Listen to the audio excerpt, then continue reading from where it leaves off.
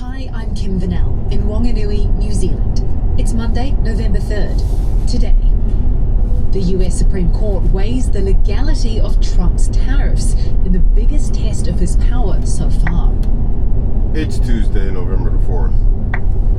Rescue operations are underway after a powerful earthquake hits Afghanistan. And Trump says he could envision US troops on the ground in Nigeria. This is Reuters World News, bringing you everything you need to know from the front lines in 10 minutes, 7 days a week.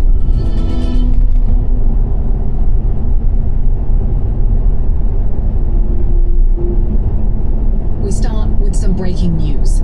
A powerful earthquake has hit Afghanistan. Rescue teams are working to pull out buried bodies.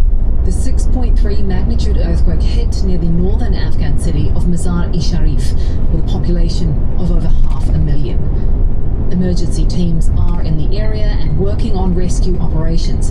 That's according to the Afghan Taliban Defense Ministry. The country is particularly vulnerable to quakes. More than 2,200 people were killed and thousands injured after a quake in the southeast at the end of August. Could be. A lot of things I envisage, a lot of things. They're killing record numbers of Christians in Nigeria. President Trump says the US military could deploy troops to Nigeria, making the comment on Sunday evening when asked if there could be US boots on the ground in the country. The president says Washington could also launch airstrikes to stop what he calls the killing of large numbers of Christians there. Nigeria says it would welcome help against Islamist insurgents as long as its territorial integrity is respected. It says there is no Christian genocide. Analysts say violence in the country is complex. Islamist groups like Boko Haram have killed thousands, and while Christians have been targeted, the vast majority of victims have been Muslims. Now, I researched this myself, and if you look online, there's actually no proof that there's any sort of Christian genocide taking place in Nigeria. And I'm not saying that because I'm Muslim. I was truly concerned. I was like, hey, what's going on? Why are people like getting massacred? And this is some sort of psyop, man. They're trying to distract us from something. What it is, I don't know, but it's BS. Oh, damn it. It's my exit, of course. Clogged up like a gas station toilet. And the latest from President Trump on sending Tomahawks to Ukraine, he says it's a no for now. He's cooled off on a plan for the US to sell the long-range Tomahawk missiles to NATO countries, which would then transfer them to Ukraine, saying he does not want to escalate the war.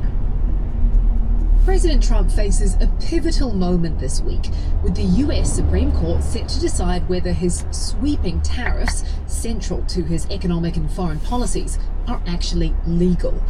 The outcome could either cement Trump's power to reshape global trade or force him to find new legal avenues to keep his tariffs alive. Trump himself, after publicly considering whether to go to court in person, now says he'll stay away to avoid being a distraction when things kick off on Wednesday. Here's correspondent David Lauder on what the court is weighing. What this decision will determine is whether or not Trump acted properly in using the International Emergency Economic Powers Act, which is basically a sanctions law that's never been used for tariffs before. So IEEPA has been on the books for almost 50 years.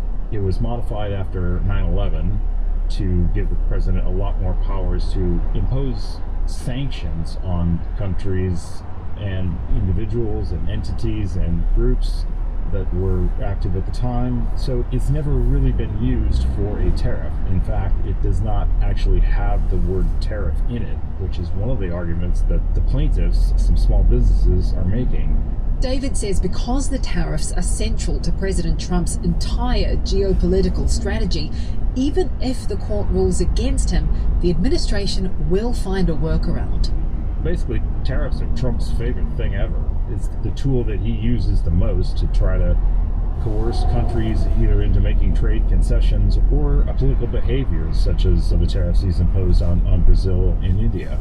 If the Trump administration loses this case, that's not the end of the line for tariffs and Trump. He's got a lot of other authorities up his sleeve. One law from 1974 allows for tariffs of 15% for 150 days on everything. There's another law from 1930 that they could dust off, which would allow tariffs of 50% on goods from countries that are deemed to be discriminating against U.S. commerce. Any further tariff measures, though, would also be tested in court. And in the meantime, the ripple effects of tariff uncertainty could upend global markets. There's also a risk the government would have to refund more than $100 billion in tariff collections. Despite the global impact, it's actually small and medium-sized businesses who are leading the charge in bringing these cases to court. Reporter Jan Wolf spoke to some of the plaintiffs. I met one of them. His name is David Levy, and he runs a educational toy company in Charlottesville, Virginia. And it's just him and one employee. There's another toy company involved, which is much bigger, but still in the grand scheme of things, not a big company. It's called Learning Resources. They have about 500 employees in the Chicago suburbs. One reason I think you're seeing small and medium-sized businesses leading the charge in the litigation over tariffs is that they have been disproportionately impacted. They simply don't have the cash on hand that helped big companies really load up on imports before the tariffs went into effect. And they don't have the same flexibility in their supply chain to cut deals and try to minimize price increases. A look ahead to the week on markets, and Wall Street will be busy with a packed week of earnings and all eyes on AI. Chipmakers AMD and Qualcomm plus Palantir are set to report. All big players in the AI trade that's driven a 90% rally since the bull market began. But valuations are flashing caution. The S&P 500 is now priced at levels not seen since the dot-com bubble, meaning investors are paying steep prices for expected profits. That puts pressure on earnings to prove the AI boom is worth it. And Reuters Econ World actually has an episode tackling just this, whether the AI build-out is a bubble. We've put a link. I have opinions. Now, I haven't really been watching a whole lot on AI, but what I do see in my daily use of, social media is that it's just made to make, AI is made to make deep fake videos that are pretty goofy and easy to spot. I'm not really sure how this is a profitable market, you know. People making up stuff. There's so many videos now that are all AI, you know, and they're getting called out for being AI, and it's either to push like some sort of agenda, like Asmongold was talking about earlier, or it's being used to just make like just goofy stuff. I don't know. There might be some profit in it, but if there is, the average person is going to bury its value in just garbage AI slop videos that have some sort of personal political agenda behind it, or personal financial win behind it, because there's that also. You know, you can make a video and you post it on YouTube or whatever else, although YouTube did say that they were going to stop monetizing AI videos and AI voiceover videos. You can post it on X and make a profit through impressions and views and whatnot and interactions. So yeah, on a personal level, yeah, it might make a profit, but for like the companies themselves, I mean, what the average person is using it for isn't, you know, building anything spectacular or amazing. And I don't think these people are like paying premium prices for AI services. I'm pretty sure they're using the free service in order to make these videos. So I don't see where the win is. Maybe there's industries and whatnot that I'm not watching or seeing, like the security industry. You know, I have home security that's AI powered. So I mean, in that regard, maybe there is something there, but for the average daily person, kind of hard to see it. I wanted to go to the store and pick up some milk for coffee, but this is just burning up my time with this traffic, so I guess it's not going to work. You either got to get out earlier or later. To that episode in the podcast description. Today is the first big deadline in a fight over SNAP benefits, the program providing food aid to nearly 42 million Americans. The Trump administration has until the end of Monday to submit a plan to fund those benefits, after judges last week rejected its arguments against using emergency USDA funds. Then comes the second deadline. By Wednesday, at least partial payments have to start flowing. Treasury Secretary Scott Bessent says they could be ready to meet that. To Mexico, where the wife of Carlos Manzo, a local mayor gunned down during Day of the Dead celebrations, vows to protect her husband's legacy. The killing happened in front of children and families in the middle of a public celebration, deepening fears in a city plagued by cartel violence. Mexican President Claudia Sheinbaum is promising action over the murder of Manzo, who was an outspoken critic of organized crime and who had called on the government to do more. French prosecutors say last month's $100 million heist at the Louvre. The irony. A man who called out for the government to do more against gang and cartel crime is killed by cartel criminals. And the government, who the man asked to do more against cartel crime and criminalism or criminality, says they're gonna do something about it. Well, why didn't they just do something about it before he got killed?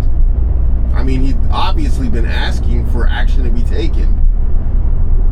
So if they didn't take action before he was killed, do you think they're gonna take action after he's killed? Doubtful. Was not the work of elite thieves, but petty criminals from the northern suburbs of Paris. Two men used a mover's lift to smash a window and grab the treasures in under 7 minutes, then fled on scooters.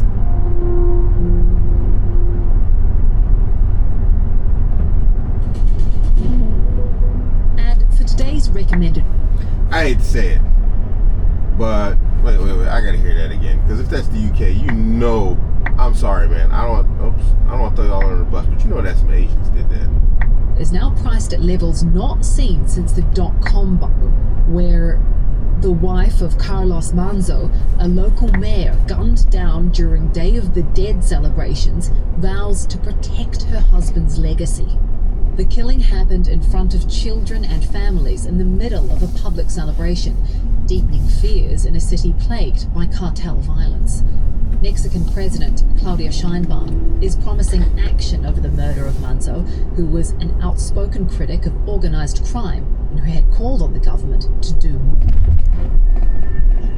French prosecutors say last month's $100 million heist at the Louvre was not the work of elite thieves, but petty criminals from the northern suburbs of Paris. Two men used a mover's lift to smash a window and grab the treasures in under 7 minutes, then fled on scooters.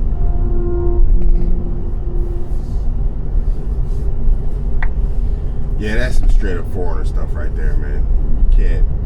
You can't tell me otherwise, man. That was definitely like some Indians or some Pakistanis or some Arabs, man. That wasn't even black people. Black people ain't even that crazy to, like, you know, because when you look at London, it's like it's only them Asians, man, that be like acting like them little scooters and them little moped things they be riding are like some legitimate escape vehicle. And I guess technically they are because it works, right? So, you know, white people would like bring a whole car. They'd even steal a car to, like, you know, Yeah. Brown hands did that.